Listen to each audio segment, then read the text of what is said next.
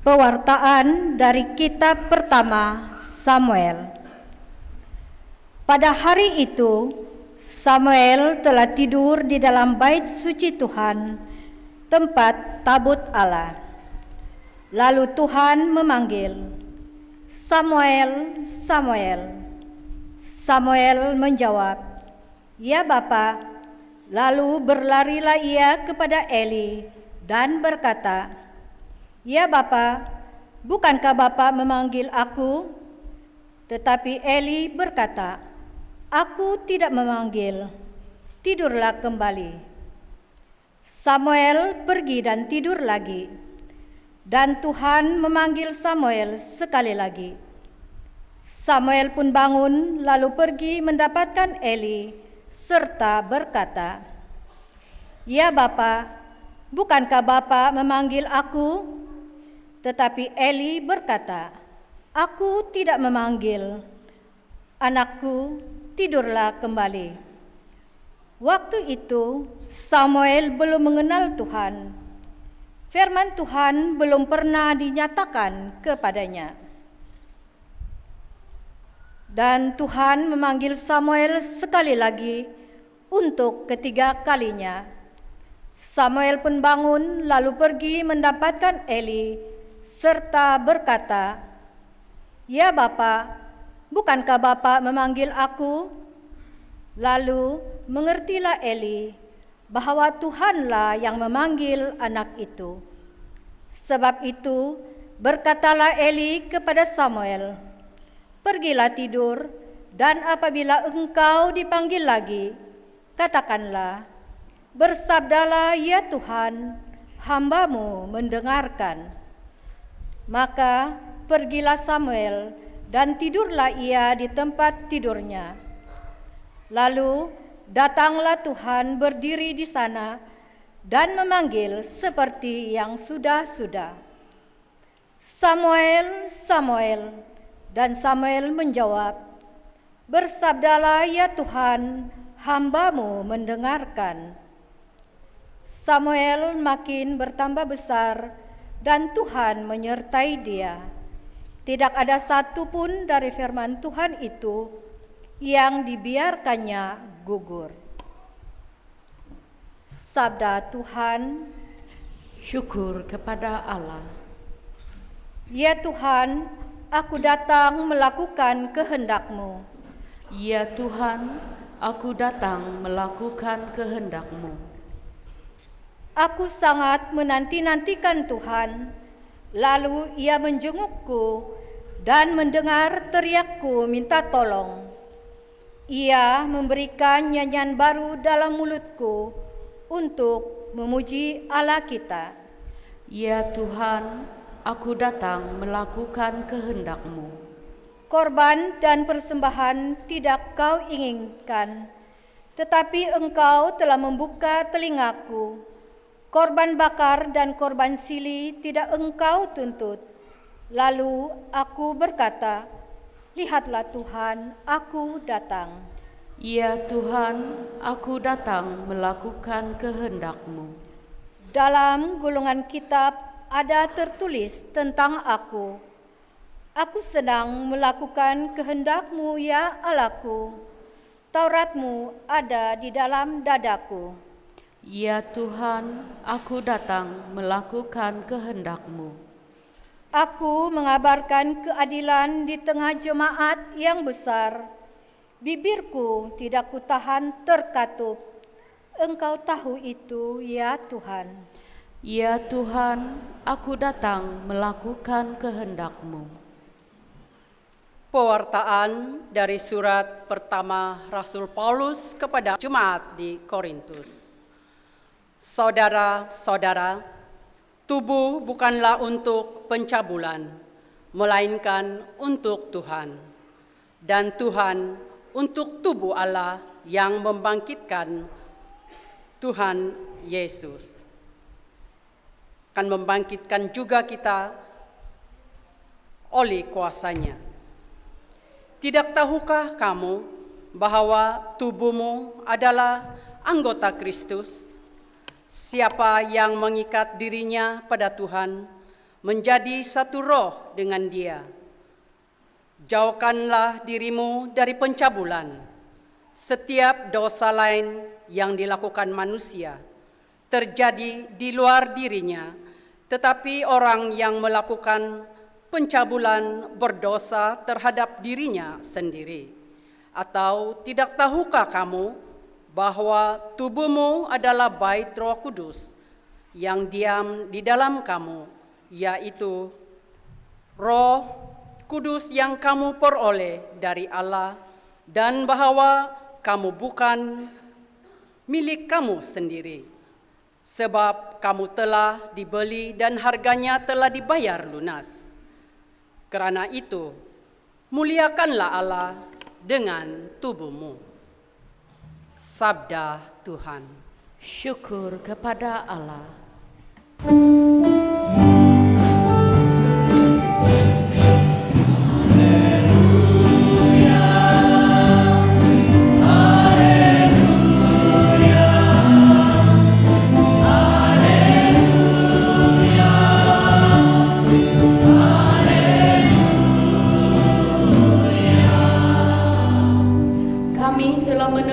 Mesias, yaitu Kristus, yang mendatangkan kasih, karunia, dan kebenaran.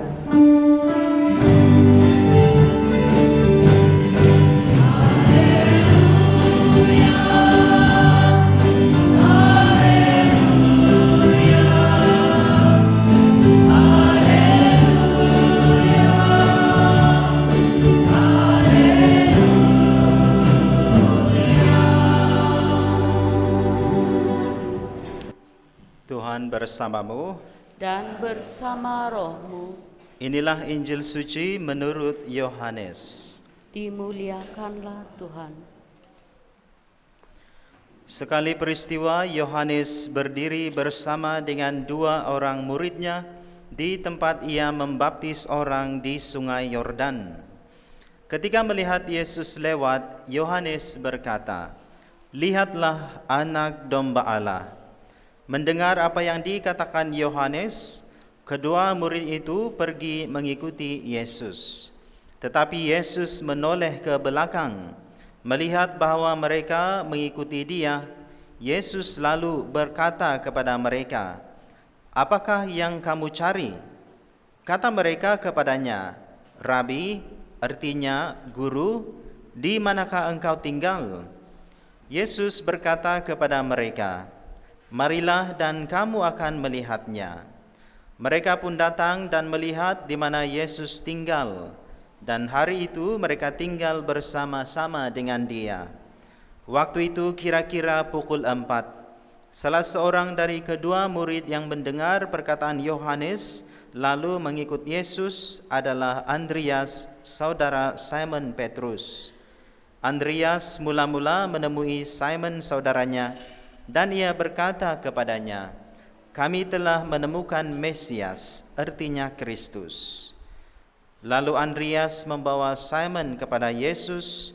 Yesus memandang dia dan berkata, "Engkau Simon, anak Yohanes, engkau akan dinamakan Kefas," artinya Petrus. Demikianlah Injil Tuhan. Terpujilah Kristus.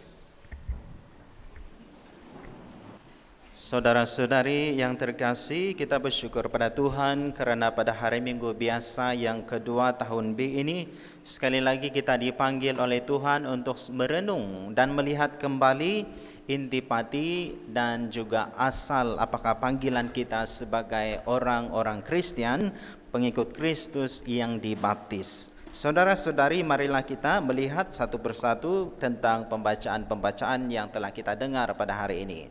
Di dalam pembacaan pertama, saudara-saudari, yang dipetik daripada kitab pertama Samuel, memberitakan kita ataupun menceritakan kepada kita sekali lagi tentang panggilan Nabi Samuel di dalam perjanjian lama.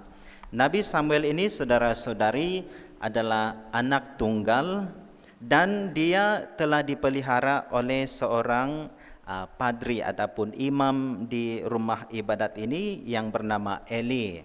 Dan dia telah dipanggil sesuai dengan pembacaan pertama yang kita dengar, dipanggil sebanyak 3 kali, dan pada awalnya Samuel sukar untuk menerima ataupun sukar untuk mengenal pasti bahwa itu adalah suara daripada Tuhan Allah Yahweh. Dia berpikir bahwa panggilan itu datangnya daripada gurunya yaitu Eli. Namun akhirnya saudara-saudara, atas nasihat daripada Eli, dia akhirnya mengetahui bahwa itu adalah suara daripada Tuhan. Tuhanlah sendiri yang memanggil dia untuk menjadi seseorang kepada panggilan Tuhan ini. Dan akhirnya kita belajar daripada Nabi Samuel ini tentang respon Samuel kepada panggilan Tuhan, di mana dia mengatakan, bersabdalah, ya Tuhan, hambamu mendengarkan. Inilah respon panggilan Tuhan oleh Samuel yang selalu kita juga ungkapkan atau nyanyikan sebagai pengganti kepada haleluya pada masa Prapaskah. Saudara-saudari, apakah kita mampu belajar daripada cerita panggilan Nabi Samuel dalam kitab Perjanjian Lama ini? Kita semua diperingatkan bahwa Tuhan memanggil. Namun saudara-saudari, sama seperti Samuel dan di dalam kemanusiaan kita, kadang-kadang kita gagal untuk mendengar suara Tuhan, mengenal pasti di mana suara Tuhan dan di mana yang bukan suara Tuhan. Saudara-saudari, kita belajar dalam hikayat kehidupan Nabi Samuel ini, dia oleh karena keterbukaannya untuk menjawab panggilan Tuhan, akhirnya dia menjadi seorang nabi yang terunggul, antara nabi yang terunggul di dalam kitab Perjanjian Lama. Dan semasa di dalam kehidupannya itulah bermulanya sistem monarki di dalam bangsa Israel. Dialah nabi yang bertanggung jawab untuk mengurapi Saul sebagai raja yang pertama kepada bangsa Israel, dan juga mengurapi Raja Daud sebagai raja yang kedua di dalam sejarah bangsa Israel ini. Saudara-saudari, kita juga belajar tentang panggilan Tuhan di dalam Injil yang kita dengar pada hari ini. 2 orang murid yang sebenarnya adalah original murid Yohanes Pembaptis. Namun oleh kerana cara Yohanes Pembaptis membawa 2 orang murid ini, dan salah seorang murid tersebut ialah Andreas, saudara kepada Simon Petrus, bagaimana mereka semua 2 murid ini dibawa oleh Yohanes Pembaptis untuk lihat ataupun datang kepada Tuhan Yesus. Yohanes Pembaptis berkata, lihatlah anak domba Allah. Perkataan yang selalu kita dengar juga di dalam perayaan Ekaristi saat di mana padri mengangkat tubuh dan darah Kristus, lihatlah anak domba Allah. Saudara-saudari, dengan perkataan Yohanes Pembaptis ini, 2 orang muridnya, pada asalnya murid Yohanes Pembaptis, akhirnya terbuka dan meninggalkan Yohanes Pembaptis dan akhirnya mengikuti Yesus Kristus, anak domba Allah, guru dan tuan yang sebenar-benarnya. Dan oleh karena keterbukaan mereka ini untuk beralih kepada Yesus, mengikuti Yesus, akhirnya telah memberikan implikasi yang besar kepada gereja kita, di mana Simon Petrus juga menjadi murid, salah seorang daripada ke-12 murid Yesus, dan menjadi seorang pemimpin di dalam gereja kita ataupun Sri Paus yang pertama. Saudara-saudari, melihat kepada 2 pewartaan yang kita dengar pada hari Minggu ini, kita diperingatkan bahwa panggilan Tuhan itu adalah kepada semua kita. Dan juga saudara-saudari, kita diperingatkan bahwa panggilan Tuhan ini bukan hanya tertumpu dan berfokus kepada panggilan untuk menjadi padri dan religious. Kita semua dipanggil kepada satu tujuan. Dan apakah yang kita akan fokus sesuai dengan pewartaan pada hari Minggu ini, saudara-saudari? Kita kembali dan lihat di dalam pembacaan kedua yang telah kita dengar sebentar tadi, yang dipetik daripada surat pertama Rasul Paulus kepada umat di Korintus. Di dalam pembacaan kedua yang kita dengar, saudara-saudari, kita diperingatkan akan panggilan kita, bahwa kita semua dipanggil kepada hidup kekudusan. Dan khususnya, particularly saudara-saudari, ialah tentang bagaimana kita melayani ataupun mempergunakan anugerah yang Tuhan berikan kepada kita, yaitu tubuh badan kita manusia. Sesuai dengan pewartaan kedua, pembacaan kedua yang kita dengar, saudara-saudari, Rasul Paulus menasihati umat di Korintus untuk menghindarkan segala perkara-perkara yang tidak baik yang merusakkan tubuh mereka, termasuklah percabulan. Dan Rasul Paulus juga menjemput para umat di Korintus supaya mereka sadar bahwa tubuh manusia ini adalah anugerah yang diberikan kepada mereka oleh Tuhan, dan bahwa tubuh manusia ini adalah bait Roh Kudus. Dan oleh karena tubuh manusia ini adalah bait Roh Kudus, maka apapun juga yang kita lakukan di dalam tubuh manusia ini adalah dipersembahkan kepada Tuhan. Saudara-saudari, inilah panggilan yang kita fokuskan sesuai dengan renungan kita pada hari Minggu ini, dan kita semua dipanggil untuk melihat sekali lagi bagaimanakah kita selama ini memperlakukan tubuh badan kita.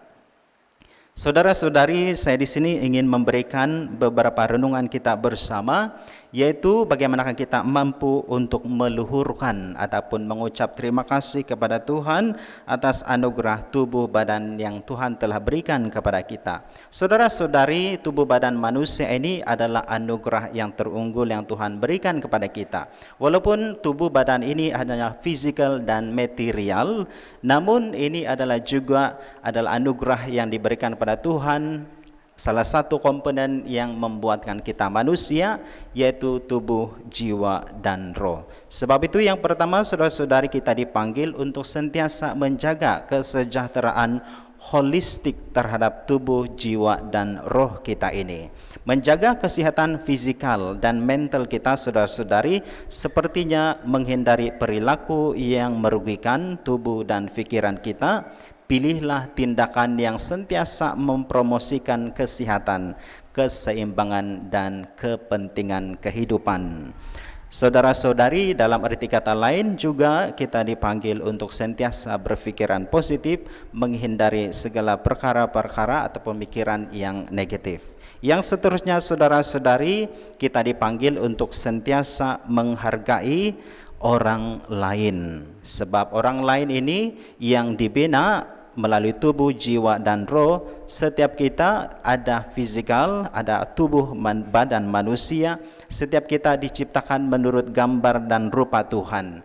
Oleh itu, saudara-saudari, sesuai dengan renungan kita, kita dipanggil untuk memperlakukan orang lain atau sesama kita dengan penuh hormat dan kebaikan. Tindakan kita, saudara-saudari, seharusnya tidak hanya mencerminkan hubungan pribadi kita dengan Tuhan, tetapi juga berkontribusi, memberikan sesuatu kepada community di setempat kita secara positif dan penuh dengan hormat. Selain daripada itu, saudara-saudari, sesuai dengan intipati pesanan Rasul Paulus di dalam pembacaan kedua pada hari Minggu ini, kita diperingatkan juga untuk menghindari aktivitas kemoralan yang merugikan. Dalam konteks yang lebih meluas tentang hal ini, saudara-saudari, Rasul Paulus dalam pembacaan kedua membahas tentang masalah kemoralan seksual di dalam community di Korintus. Dengan mengambil nasihat Rasul Paulus ini, saudara-saudari, mungkin melibatkan menjaga kemurnian seksualiti kita dan juga mematuhi prinsip-prinsip ajaran sosial dan juga ajaran tentang seksualitas manusia sesuai dengan ajaran Yesus Kristus dan gerejanya. Oleh itu, saudara-saudari, marilah di dalam perayaan Ekaristi pada hari Minggu ini sekali lagi kita merenungkan akan panggilan kita sebagai pengikut Kristus, panggilan kita atas rahmat pembaptisan. Kita semua dipanggil untuk hidup kudus, dan khususnya pada hari Minggu ini kita diperingatkan untuk memperlakukan tubuh badan kita manusia sebaiknya, sesuai dengan bahwa kita ini diciptakan menurut gambar dan rupa Allah, dan sesuai seadanya di mana tubuh badan kita ini adalah bait Roh Kudus. Oleh itu saudara-saudari, marilah kita bersama merenung dan bertanya di dalam diri kita, adakah selama ini kita sudah memperlakukan tubuh badan kita ini manusia seadanya sesuai dengan kehendak Tuhan kita. Amin.